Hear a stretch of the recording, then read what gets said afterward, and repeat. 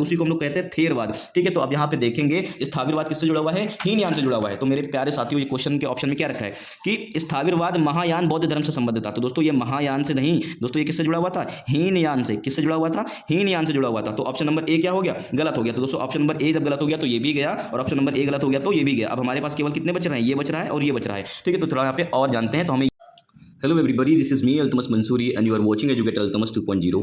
दोस्तों आशा करता हूँ आप सभी बहुत अच्छे होंगे और आपकी तैयारी बहुत ही शानदार तरीके से चल रही है। दोस्तों जैसे कि आपकी एग्जाम की डेट है जो कि निर्धारित हो चुकी है 27 जुलाई को। तो दोस्तों आपको यहाँ पे बहुत ही ज़्यादा टू द पॉइंट पढ़ने की आवश्यकता है, बहुत ही ज़्यादा लिमिटेड पढ़ने की आवश्यकता है, अननेसेसरी चीज़ों को अवॉइड करने की आवश्यकता है दोस्तों, क्वालिटी ऑफ कंटेंट पढ़ने की आवश्यकता है दोस्तों। आप इन सब चीज़ों को ध्यान देंगे। सो मेरे प्यारे साथियों, यहाँ पे क्वेश्चन का जो पैटर्न बदला है दोस्तों, प्यारे साथियों, इस बार यूपीपीसीएस के जो प्री का जो एग्जाम हुआ था उसमें भी देखा गया है कि जो पैटर्न चेंज हुआ है दोस्तों। पैटर्न चेंज होने को ध्यान में रख करके दोस्तों अच्छे क्वेश्चन करने की, थोड़ा प्रैक्टिस करने की दोस्तों आवश्यकता है। सो दोस्तों आप यहाँ पे देखेंगे कि यहाँ पे हम एक क्वेश्चन डिस्कस करेंगे और उस क्वेश्चन के माध्यम से यहाँ पे दोस्तों उस क्वेश्चन के अंदर जितनी भी चीज़ें आई हुई हैं सभी चीज़ों को दोस्तों यहाँ पे डिस्कस किया जाएगा, ताकि दोस्तों आपकी तैयारी कहीं से भी छूटे ना, पेपर चाहे जितना भी डीप में जाकर के पूछ ले और आप सक्षम रहेंगे आंसर करने में। सो मेरे प्यारे साथियों, क्वेश्चन नंबर 22 है, इसको थोड़ा ध्यान से देखेंगे। इसमें क्या रखा है कि भारत के धार्मिक इतिहास के संदर्भ में निम्नलिखित कथनों पर विचार कीजिए। किसमें, धार्मिक इतिहास के संदर्भ में, किसके बारे में बात कर रहा है, ठीक है, धार्मिक इतिहास के संबंध में। अब दोस्तों ऑप्शन नंबर 1 है, 2 है और 3 है। तो पहले ऑप्शन में क्या रखा है कि स्थाविरवादी महायान, ठीक है, बौद्ध धर्म से संबद्ध है, ठीक है, ये बात पूछी हुई है। फिर दोस्तों यहाँ पे पूछा हुआ है कि लोकोत्तरवादी संप्रदाय, ठीक, क्या लोकोत्तरवादी संप्रदाय बौद्ध धर्म के महासांघिक, क्या महासांघिक संप्रदाय की एक शाखा थी, ठीक है।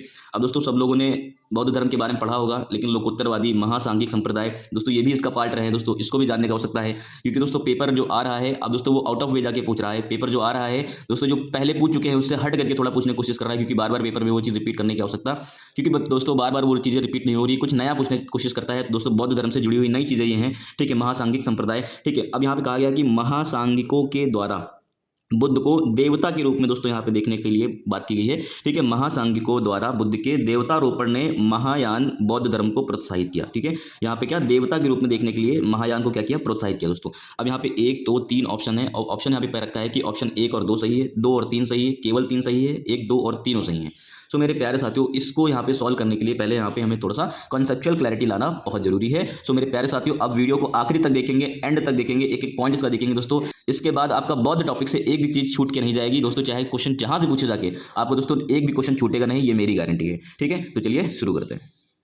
मेरे प्यारे साथियों, इनकी कुछ बेसिक सी बातें थी, ठीक है, इनको हम लोग जान लेते हैं। हालांकि पेपर में इनको रिपीट होने की जो संभावना है वो कम है, लेकिन हमें कॉन्सेप्ट जब अच्छे से पता होता है तो हमें आगे चीज़ें जुड़ जाती हैं, हमें सारी चीज़ें समझ में आ जाती हैं, ठीक है। तो जैसा कि मैंने बताया कि 563 ईसा पूर्व में क्या होता है, लुम्बिनी में क्या होता है, इनका जन्म हो जाता है। इनकी माता का नाम दोस्तों क्या रहता है, माया देवी रहता है, जो कि कोली वंश से संबंध है, ठीक है। पिता जो इनके हैं उनका नाम है शुद्धोधन, जिनका वंश कौन है, शाक्य वंश से रिलेटेड है। इनका जो विवाह होता है वो किससे हो जाता है, यशोधरा से हो जाता है। इनके पुत्र का नाम क्या होता है दोस्तों, राहुल रहता है। 29 वर्ष की आयु में, ठीक है, घोड़े कंटक के ऊपर, क्या, घोड़े कंटक के ऊपर सवार होकर के अपने सारथी चन्ना के साथ, किसके साथ, चन्ना के साथ क्या होते हैं, इन्होंने घर त्याग दिया था। क्या कर दिया था, घर त्याग दिया था, ठीक है। अब दोस्तों इन्होंने 6 वर्ष तक की, कितने वर्ष तक की, 6 वर्ष तक की पीपल के वृक्ष के नीचे, क्या, पीपल के वृक्ष के नीचे फाल्गु नदी के किनारे दोस्तों, बिहार में एक गया करके जगह है, ठीक है, फाल्गु नदी के किनारे दोस्तों इनको वहाँ पे क्या हो जाता है, ज्ञान की प्राप्ति हो जाती है। क्या हो जाती है, ज्ञान की प्राप्ति हो जाती है, ठीक है।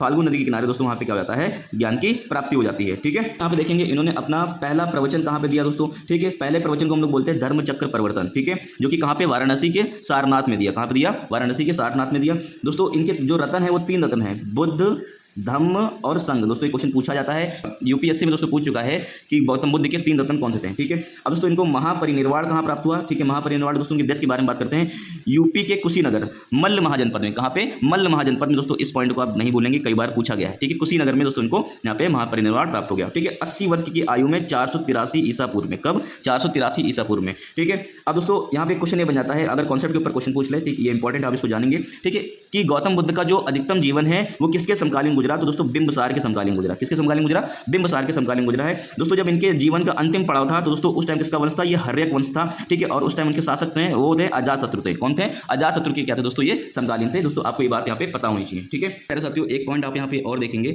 ठीक है, अनेक बौद्ध ग्रंथों ने, ठीक है, उन्हें शाक्य मुनि या फिर तथागत के नाम से भी यहाँ पे जाना जाता था, ठीक है। अनेक बौद्ध ग्रंथों में, ठीक है, उन्हें शाक्य मुनि और तथागत, ठीक है, शाक्य मुनि और तथागत के नाम से भी क्या हो जाता था, जाना जाता था दोस्तों। ये हमने जो डिस्कस किया ये इसका बेसिक था, ठीक है। थोड़ा सा हम लोग और थोड़ा एडवांस की तरफ बढ़ते हैं, ठीक है, क्योंकि क्वेश्चन अब क्या कर रहा है, अलग अलग वे पे जाकर के पूछ रहा है, ठीक है।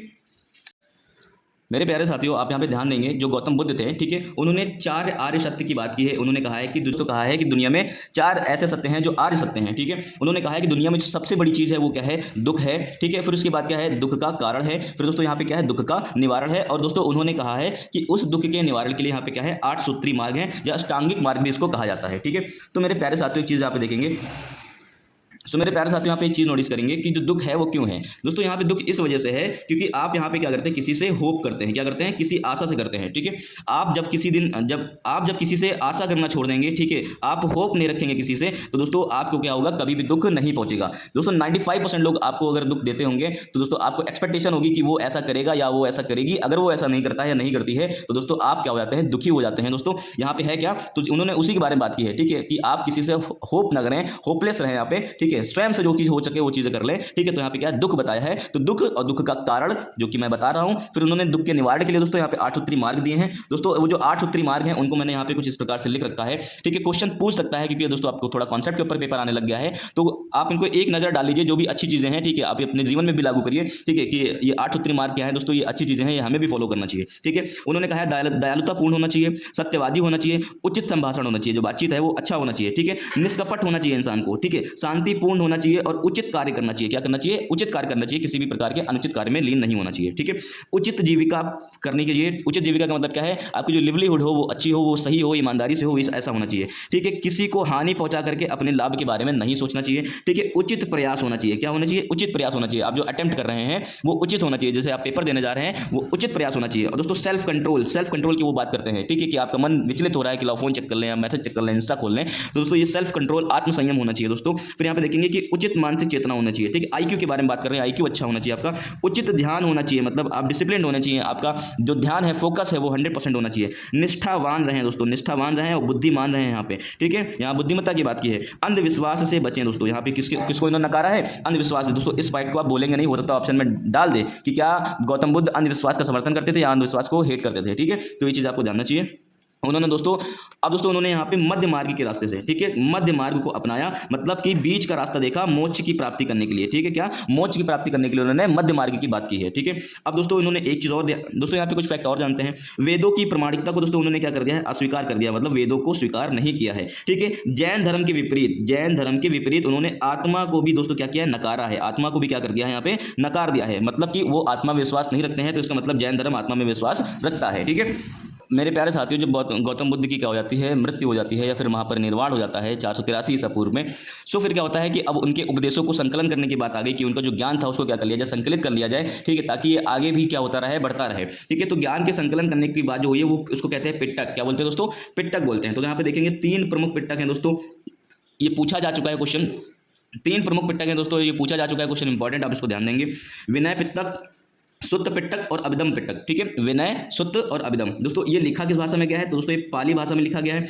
दोस्तों इन पिट्टकों में जो ज्ञान का संकलन किया गया है दोस्तों, वो अलग अलग क्या की गई है, बौद्ध संगीतियाँ हुई हैं, ठीक है। तो 4 बौद्ध संगीतियाँ हुई हैं दोस्तों। इसमें यहाँ पे देख लेंगे, क्वेश्चन यहाँ से फैक्ट के फॉर्म में पूछ लेता है कि पहली जो बौद्ध संगीति हुई है वो कहाँ पे हुई है, राजगीर में हुई है। उस टाइम जो राजा थे वो कौन थे, राजा अजातशत्रु थे। कौन थे दोस्तों, राजा अजातशत्रु थे। मैंने आपको बताया था कि जो बौद्ध का गौतम बुद्ध का जो अंतिम चरण था तो दोस्तों वो उस टाइम हर्यक वंश के राजा थे, वो अजातशत्रु थे, उनके वो समकालीन थे, ठीक है। तो पहली जो बौद्ध संगीति होती है वो किसके टाइम पीरियड में होती है, अजातशत्रु के टाइम पीरियड में होती है। इनके जो अध्यक्ष थे वो कौन थे दोस्तों, महाकश्यप थे दोस्तों। फिर यहाँ पे आप देखेंगे जो दूसरी वाली होती है वो वैशाली में होती है, जो दूसरी वाली होती है वो वैशाली में होती है दोस्तों। उसके राजा कौन थे, कालाशोक थे, और उसके अध्यक्ष कौन थे दोस्तों, सबकामी थे। कौन थे, सबकामी थे, ठीक है। जो तीसरी होती है दोस्तों वो कहाँ पे होती है, पाटलिपुत्र में होती है दोस्तों। उस टाइम के राजा कौन थे, अशोक थे। मोगलीपुत्र तिस्सा उसके क्या रहे, अध्यक्ष रहे हैं, ठीक है। जो चौथी बौद्ध संगीति होती है दोस्तों कहाँ पे होती है, कुंडलवन में होती है। कुंडलवन कश्मीर में है दोस्तों, ठीक है। कनिष्क राजा दोस्तों इस टाइम क्या रहे हैं, इसके यहाँ पे राजा थे, और इसके अध्यक्ष कौन थे, वसुमित्र थे। और इनके अध्यक्ष कौन थे, यहाँ पे वसुमित्र थे। आपको यहाँ पे ये फैक्ट पता होने चाहिए। पहले क्वेश्चन बहुत ज़्यादा पूछा जा चुका है दोस्तों, लेकिन आपको पता नहीं है कि हो सकता है डायरेक्टली इनडायरेक्टली पूछ ले, तो आपको ये फैक्ट तैयार होना चाहिए। तो मेरे प्यारे साथियों, आपने जैसे देखा था कि चतुर्थ बौद्ध संगीति होती, उसके राजा कौन थे, कनिष्क थे दोस्तों। होता क्या है कि कनिष्क के टाइम पीरियड में जो बौद्ध धर्म था दोस्तों 2 यानों में बढ़ गया, महायान और हीनयान, ठीक है। अब दोस्तों जो आगे चल के हीनयान भी क्या हो गया दोस्तों, 2 उसमें शाखाओं में बढ़ जाता है, थेरवाद और वज्रयान, ठीक है। इस चीज़ को आप ध्यान रखेंगे कि कभी कभी क्वेश्चन पूछ लेगा कि थेरवाद किसका पार्ट रहा है, तो हीनयान का रहा है। वज्रयान किसका पार्ट रहा है, तो हीनयान का पार्ट रहा है। बौद्ध धर्म दोस्तों किसके टाइम पीरियड में पूछा था दोस्तों, पूछ लेगा बौद्ध धर्म किसके टाइम पीरियड में टूट गया था, हीनयान और महायान शाखा में टूटा था। तो किसके टाइम पीरियड में टूटा था, कनिष्क के टाइम पीरियड में टूट गया था, ठीक है। अब दोस्तों यहाँ यहाँ पे एक फैक्ट जानने के लिए और है कि जो महायान है उन्होंने जो निर्वाण के स्थान पर उन्होंने जो निर्वाण के स्थान पे, ठीक है, बोधिसत्व को एक्सेप्ट किया है। किसको एक्सेप्ट किया है? बोधिसत्व के मार्ग के द्वारा यहाँ पे बुद्ध की प्राप्ति की बात करते हैं। अगर हमें बुद्ध की प्राप्ति करना है तो दोस्तों तो उन्होंने क्या कर दिया, निर्वाण के स्थान पे, निर्वाण को उन्होंने छोड़ करके किसको एक्सेप्ट कर लिया? बोधिसत्व को इसका एक्सेप्ट कर लिया। ठीक है, अब यहाँ पे एक चीज और देखेंगे दोस्तों, यहाँ पे बात आई थी हीनयान के बारे में, तो हीनयान के बारे में हमें कुछ चीजें पता होनी चाहिए। ठीक है दोस्तों, कम और या फिर वाहन रहित को दोस्तों हम लोग क्या बोलते हैं? हीनयान कहते हैं। ठीक है, हीनयान के जो मानने वाले हैं वो कम को ध्यान देते हैं। ठीक है दोस्तों, ये लोग क्या है? रूढ़िवादी संप्रदाय के लोग हैं। मूर्ति या चित्र पूजा में विश्वास दोस्तों नहीं करते हैं लोग। ठीक है, ये व्यक्तिगत मोक्ष की बातें करते हैं दोस्तों। इनका अंतिम लक्ष्य यहाँ पे क्या है? निर्वाण है। और दोस्तों यहाँ पे तभी देखिएगा, यहाँ पे आपस में क्या रहा है? मतैक्य रहा है। इनके विचारधाराओं में क्या रहा है? बौद्ध धर्म अनेक शाखाओं में क्यों बढ़ गया? क्योंकि इनकी विचारधारा, आइडियोलॉजी मैच नहीं कर रही थी। ठीक है, तो दोस्तों अब हीनयान किसके बारे में बात कर रहा है? निर्वाण के बारे में बात कर रहा है। और महायान किसके बारे में बात कर रहा है? बोधिसत्व के बारे में बात कर रहा है। दोस्तों ये फैक्ट आपको पता होना चाहिए, आगे आपको क्वेश्चन फंसा सकता है। ठीक है, अब दोस्तों यहाँ पे देखेंगे जो सम्राट अशोक थे। ठीक है, जो सम्राट अशोक थे दोस्तों, हमें पता था जो तृतीय बौद्ध संगीति हुई थी दोस्तों, उसके जो राजा थे वो कौन थे? सम्राट अशोक थे दोस्तों। इन्होंने किसको सपोर्ट किया है? हीनयान को सपोर्ट किया है। किसको समर्थन दिया है? हीनयान को समर्थन दिया है। ठीक है, अब दोस्तों एक चीज और पता चलती है, जो अशोक हैं दोस्तों वो किससे थे? बौद्ध रिलीजन से जुड़े हुए थे दोस्तों। कलिंग युद्ध के बाद उन्होंने क्या कर लिया था? बौद्ध धर्म को स्वीकार कर लिया था। ठीक है, अब दोस्तों उनके जब अशोक के जो पिलर्स हम लोग पढ़ेंगे उसमें हम सारी चीजें जानेंगे। ठीक है, फिर आप यहाँ देखेंगे ये पाली भाषा का दोस्तों क्या करते थे? उपयोग करते थे। ठीक है, अब यहाँ पे देखेंगे एक चीज और, हीनयान की एक उप संप्रदाय थी जिसको हम लोग बोलते हैं स्थाविरवाद। क्या बोलते हैं? स्थाविरवाद, या फिर उसी को हम लोग कहते हैं थेरवाद। ठीक है, तो अब यहाँ पे देखेंगे स्थाविरवाद किससे जुड़ा हुआ है? हीनयान से जुड़ा हुआ है। तो मेरे प्यारे साथियों, ये क्वेश्चन के ऑप्शन में क्या रखा है कि स्थाविरवाद महायान बौद्ध धर्म से संबंधित था। तो दोस्तों ये महायान से नहीं दोस्तों, ये किससे जुड़ा हुआ था? हीनयान से। किससे जुड़ा हुआ था? हीनयान से जुड़ा हुआ था। तो ऑप्शन नंबर ए क्या हो गया? गलत हो गया। तो दोस्तों ऑप्शन नंबर ए जब गलत हो गया तो ये भी गया, और ऑप्शन नंबर ए गलत हो गया तो ये भी गया। अब हमारे पास केवल कितने बच रहे हैं? ये बच रहा है और ये बच रहा है। ठीक है, तो थोड़ा यहाँ पे और जानते हैं तो हमें ये भी क्लैरिटी आ जाएगी कि इनमें सही कौन सा है। ठीक है दोस्तों, महायान से रिलेटेड कुछ फैक्ट है आपको जानना चाहिए। ठीक है, महायान दोस्तों क्या है? दोस्तों महायान क्या है? इसको बड़ा वाहन कहते हैं, हीनयान को छोटा। तो महायान में अंतिम लक्ष्य क्या है दोस्तों? आध्यात्मिक उत्थान करना। क्या करना? आध्यात्मिक उत्थान करना। ठीक है, और उसमें अंतिम लक्ष्य क्या है? मोक्ष की प्राप्ति करना। ठीक है, अब दोस्तों यहाँ पे क्या करते थे, जैसे कि हीनयान मूर्ति पूजा को नहीं मानता, तो दोस्तों ये लोग मूर्ति पूजा और दोस्तों चित्र की पूजा करना यहाँ पे अलाउ करते थे। ठीक है, और इनको दोस्तों ये लोग बोधिसत्व कहते थे। क्या कहते थे? Also called Bodhisattva. ठीक है दोस्तों, कमल सूत्र और महावंश इनके प्रमुख क्या है? ग्रंथ है। क्वेश्चन पूछा जा चुका है कि कमल सूत्र किससे रिलेटेड है? तो पहले बात गौतम से रिलेटेड है, तो बुद्धा से रिलेटेड है। ठीक है, बुद्धा की कौन सी शाखा से रिलेटेड है? तो महायान से। किससे रिलेटेड है? महायान की शाखा क्या क्या है? एक ये प्रमुख ग्रंथ है। ठीक है, अब इसको भूलेंगे नहीं दोस्तों। जो महायान बौद्ध थे, ठीक है, महायान बौद्धवाद था दोस्तों, इनके जो फॉलोवर्स थे ये संस्कृत लैंग्वेज को क्या करते थे? यहाँ पे प्रयोग करते थे। अब दोस्तों इनके जो दोस्तों बात कर लेते हैं महायान के जो संस्थापक है वो कौन रहे? ठीक है, कुषाण वंश के शासक। कौन? कुषाण वंश के शासक कनिष्क। दोस्तों उन्हीं के टाइम पीरियड में हीनयान महायान में क्या हो? हीनयान महायान दो शाखाओं में टूट गया था। तो दोस्तों अभी होता क्या है कि आपने देखा जो हीनयान को समर्थन कर रहे थे वो तृतीय बौद्ध संगीति के जो राजा थे वो अशोक कर रहे थे। जो चतुर्थ बौद्ध संगीति के राजा हैं, ठीक है, कनिष्क हैं, वो क्या कर रहे हैं? इसको यहाँ पे महायान का समर्थन कर रहे हैं। ठीक है, अब दोस्तों यहाँ पे एक चीज और निकल करके आई थी कि उसके बाद दोस्तों आपने देखा था कि वज्रयान और थेरवाद में भी टूट गया था। दोस्तों थेरवाद क्या है? थेरवाद दोस्तों ओल्ड भिक्षुक। ठीक है, क्या जो पुराने जो बूढ़े भिक्षुक हैं, ठीक है, ओल्ड भिक्षुक के बारे में बात करता है, ये वृद्ध भिक्षुक के बारे में बात करता है दोस्तों, उसको संदर्भित करता है। दोस्तों इनकी लैंग्वेज क्या थी? पाली थी। ठीक है, ये हीनयान संप्रदाय का परावर्तित है दोस्तों, मतलब हीनयान के फॉलोवर ही क्या होते हैं? यहाँ पे ये परिवर्तित होकर के आए थे। ठीक है, अब दोस्तों यहाँ पे ये देखेंगे कि विशुद्धि मार्ग। क्या देखेंगे? विशुद्धि मार्ग दोस्तों थेरवाद का क्या है? सबसे बड़ा ग्रंथ है। ठीक है, विशुद्धि मार्ग किसका? थेरवाद। ठीक है, थेरवाद का अगर कह लें कि सबसे बड़ा जो ग्रंथ है वो कौन सा है? तो विशुद्धि मार्ग है। ठीक है, अब दोस्तों इसको लिखा किसने है? यहाँ पे बुद्ध घोष ने लिखा है। किसने लिखा है दोस्तों? इसको बुद्ध घोष ने लिखा है दोस्तों, जो कि यहाँ पे 5th सेंचुरी में श्रीलंका से रिलेटेड है। कहाँ से? श्रीलंका। ठीक है, श्रीलंका से दोस्तों यहाँ पे क्या है? ये रिलेटेड है। ठीक है, अब यहाँ पे देखेंगे, अब यहाँ पे दोस्तों देख लेंगे वज्रयान। ठीक है, वज्रयान के बारे में थोड़ा सा जान लेंगे। ठीक है, हिंदू धर्म से प्रभावित था। वज्रयान किससे था? हिंदू धर्म से प्रभावित था दोस्तों। यहाँ पे प्रमुख देवी तारा थे। इसके प्रमुख कौन थे? देवी तारा थे। भूल जाइएगा, नहीं क्वेश्चन पूछ सकता है दोस्तों, क्योंकि अब नए टाइप के क्वेश्चन डाल रहा है तो इसमें आप इस टाइप के क्वेश्चन बन सकते हैं, क्योंकि पुराना वाला पैटर्न थोड़ा सा स्किप कर रहा है वो। ठीक है दोस्तों, महायान पर आधारित दोस्तों तंत्र मंत्र और यंत्र को दोस्तों क्या करते थे? मानने वाले थे। मतलब तांत्रिक विद्या को दोस्तों ये लोग क्या करते थे? स्वीकार करते थे। इससे रिलेट कर रहा है? महायान से रिलेट कर रहा है। और जो कि थेरवाद है किससे? वो हीनयान से रिलेट कर रहा है। ठीक है, कुछ चीजें और जानते हैं दोस्तों। फिर आप ऑप्शन में दे रखा था महासंघ का। ठीक है, महासंघों के बारे में बात कर रहा था, तो कौन है इनके बारे में जरा समझ लेते हैं दोस्तों। ये भिक्षुओं का एक महान संघ था। क्या है? भिक्षुओं का मतलब जो बेगर्स हैं। ठीक है, क्या बेगर्स? ठीक है, जो भीख मांग करके, भिक्षा मांग करके अपना जीवन यापन करते हैं दोस्तों, वो भी एक कॉन्सेप्ट हुआ करता था। ठीक है, तो दोस्तों क्या है? भिक्षुओं का एक महान संघ है। भारत में प्रारंभिक बौद्ध संप्रदाय। ठीक है, भारत में दोस्तों क्या है? प्रारंभिक बौद्ध संप्रदाय है।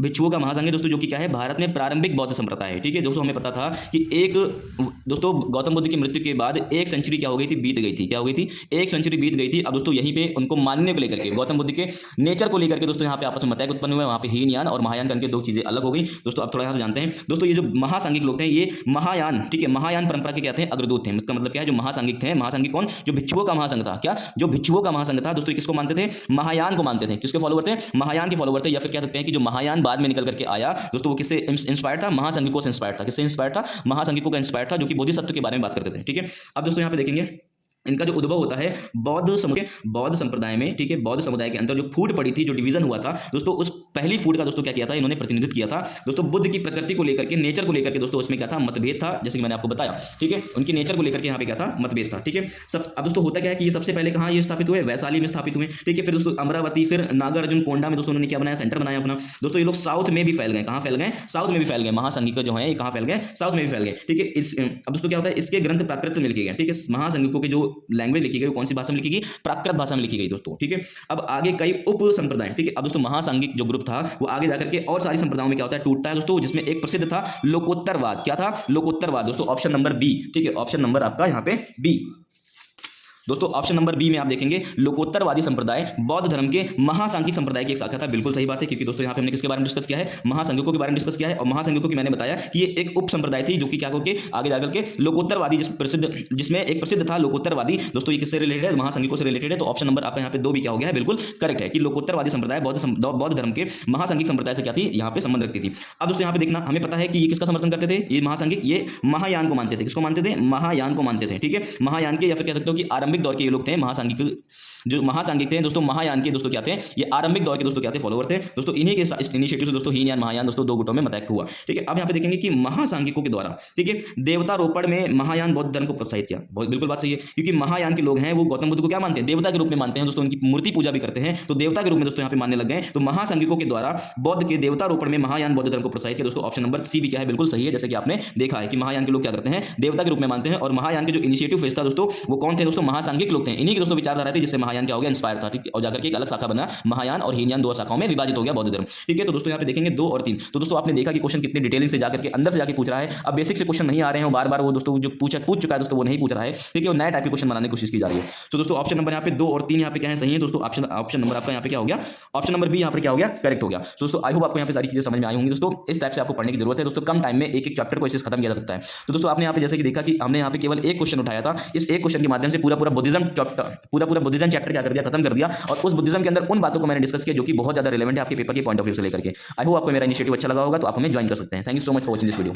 प्यारे साथियों, जैसे कि आपने देखा कि हमने यहाँ पे क्वेश्चन के माध्यम से, किसके माध्यम से? क्वेश्चन के माध्यम से यहाँ पे पूरी चीजें यहाँ पे क्या करनी है? ठीक है, सिलेबस को यहाँ पे खत्म करने की कोशिश कर रहे हैं। ठीक है, एक फैक्ट को यहाँ पे डिस्कस कर लेंगे दोस्तों। हमें पता है कि जो टॉपर्स लोग होते हैं, ठीक है, जो टॉपर्स लोग होते हैं वो हमेशा क्या करते हैं? इसी तरह पीवाईक्यूज के क्या करते हैं दोस्तों? एनालिसिस करते हैं और इनकी डिटेलिंग कर लेते हैं, और दोस्तों वही एग्जाम में करके आ जाते हैं, और दोस्तों उनकी कट ऑफ हमेशा क्या हो जाती है? क्लियर हो जाती है। ठीक है, और उनकी कट ऑफ हमेशा क्या हो जाती है? क्लियर हो जाती है। तो दोस्तों हम यहाँ पे कर ये चीज़ रहे हैं कि आपकी डिटेलिंग कर रहे हैं। डिटेलिंग का मतलब क्या है कि आपको पढ़ने का तरीका सच में अभी तक नहीं पता है। ठीक है, आप, मुझे नहीं पता कि कैसे पढ़ रहे हैं। ठीक है, आप किस टाइप से तैयारी कर रहे हैं, तो लेकिन आपको यहाँ पे इस तरह से तैयारी करने की आवश्यकता, लेकिन दोस्तों आपको यहाँ पे इस तरीके से तैयारी करने की आवश्यकता है अगर आपको सच में सिलेक्शन चाहिए। बाकी भाई पढ़ तो सभी लोग रहे हैं, सभी के पास सारी बुकें हैं। ठीक है, घटना चक्र है, लूसेंट है, सबके पास सब कुछ है, लेकिन यहाँ पे कुछ ही लोग का सिलेक्शन हो रहा है। तो दोस्तों यहाँ पे इस वजह से हो रहा है क्योंकि दोस्तों यहाँ पे क्वेश्चन करना एक अलग चीज़ है और नॉलेज होना क्या है? एक अलग चीज़ है। ठीक है, तो दोस्तों दोनों के बीच में तालमेल कैसे बिठाते हैं दोस्तों, हम यहाँ पे आपको दिखा रहे हैं, आपको बता रहे हैं कि यहाँ पे क्वेश्चन कैसे करते हैं। ठीक है, दोस्तों हम लोग यहाँ पे क्या कर रहे हैं? इसी तरह जैसे कि आज मैंने यहाँ पे क्या किया है?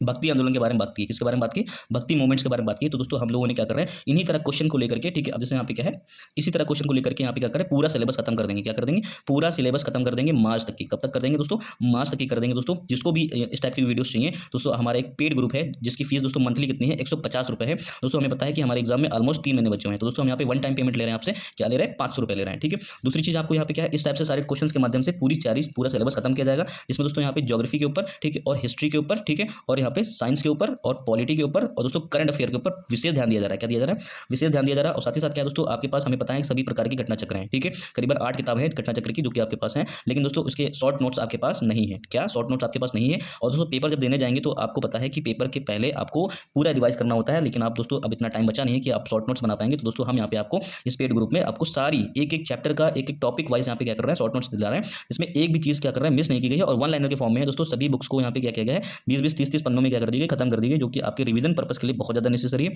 फिर दोस्तों तीसरी चीज़ हम यहाँ पे ये कर रहे हैं कि आपको रेगुलर 100 क्वेश्चन की क्विज करा रहे हैं। दोस्तों ग्रुप हमारा 4 मार्च से स्टार्ट हो गया था, जिसमें ऑलमोस्ट अभी तक यहाँ पे 800 से लेकर के 1000 क्वेश्चन तक की क्या हो गया यहाँ पे डिस्कस हो चुके हैं। ठीक है, उसके बाद दोस्तों हमारा टारगेट है कि हमें 8 से 9000 क्वेश्चन यहाँ पे क्या करेंगे दोस्तों, करके जाएंगे, क्योंकि हमें पता है कि क्वेश्चन प्रैक्टिस करना is a very essential part of the preparation. क्योंकि दोस्तों हमें पता है कि आपने अगर 5000 क्वेश्चन किए हैं और किसी व्यक्ति ने अगर 10000 क्वेश्चन किए हैं, तो दोस्तों सिलेक्शन किसका होगा आप खुद सोच के देखिए। आप 5000 सिचुएशन को देखे हैं दोस्तों, उसने 10000 सिचुएशन को देखा, डैम श्योर इसका होगा। दोस्तों हमारा टारगेट है कि 8 से 9000 क्वेश्चन यहाँ पे क्या करेंगे, आपको प्रैक्टिस कराएंगे, जो कि आपकी तैयारी को क्या देगा, बूस्ट देगा और आपकी एक्यूरेसी रेट को क्या करेगा, हिट करेगा और अच्छा करेगा। फिर दोस्तों यहाँ पे एक चीज़ और आ जाती है चैलेंजिंग है, जो कि करंट अफेयर है। करंट अफेयर दोस्तों लोगों को पता नहीं रहता है कि कहाँ से कितना पढ़ना है। दोस्तों इस ग्रुप में हम यहाँ पे क्या कर रहे हैं, आपको करंट अफेयर का भी एक स्ट्रेटेजिक वीडियो दे रहे हैं कि जो ऑथेंटिक है, आपको इतना ही पढ़ना है। आपको इस पे वीडियो के माध्यम से साथ साथ में क्या कर रहे हैं, आपको सारी पीडीएफ भी दे रहे हैं। ठीक है, और दोस्तों जितना भी यहाँ पे रिकॉर्डेड लेक्चर आता है उसके तुरंत बाद क्या हो जाती है, सारी पीडीएफ आ जाती है दोस्तों। उसके बाद क्या होता है, क्विज हो जाता है। तो दोस्तों यहाँ पे तैयारी को बूस्ट कैसे मिलेगा कि पहले वीडियो के माध्यम से आप कॉन्सेप्ट को समझेंगे कम टाइम में, फिर उसको कॉन्सेप्ट को समझेंगे कम टाइम में, और उसके बाद वीडियो के माध्यम से कॉन्सेप्ट को समझेंगे, और उसके बाद जाकर के दोस्तों पीडीएफ से क्या करेंगे, आप रिवाइज करेंगे, और दोस्तों क्विज के माध्यम से क्या करेंगे, आप अपनी एक्यूरेसी को चेक करेंगे कि जो आपने वीडियो में देखा और पीडीएफ में जो रिवाइज किया, क्या वो क्विज के माध्यम से क्या हो रहा है, परफेक्ट हो रहा है कि नहीं हो रहा है। दोस्तों ये हमारी स्ट्रैटेजी है। इसके माध्यम दोस्तों हमें दोस्तों करीबन दोस्तों 10 दिनों में ऑलमोस्ट 200 लोगों ने क्या कर लिया है, इसको ज्वाइन कर लिया है। दोस्तों दिस इज़ वेरी इफेक्टिव, क्योंकि दोस्तों हमें पता है कि गणना चक्र की एक जो किताब आती है वो कितने की आती है, हिस्ट्री की 590 रुपये की आती है। केवल एक किताब आपको मिल रही है, और यहाँ पर दोस्तों हम लोग आपको 500 रुपये में इतनी सारी चीज़ें करके दे रहे हैं, जो कि आपके पेपर को क्रैक करने में एक बहुत ही ज़्यादा महत्वपूर्ण भूमिका निभाएगा। आशा करता हूं आपको मेरी सारी बातें समझ में आ रही होंगी। तो दोस्तों जिसने भी जो भी लोग एक्साइटेड है, जिनकी तैयारी कमजोर है, जिसने अभी तक कुछ नहीं पढ़ा है, वर्किंग है, ठीक है, हाउसवाइफ है, कुछ भी है,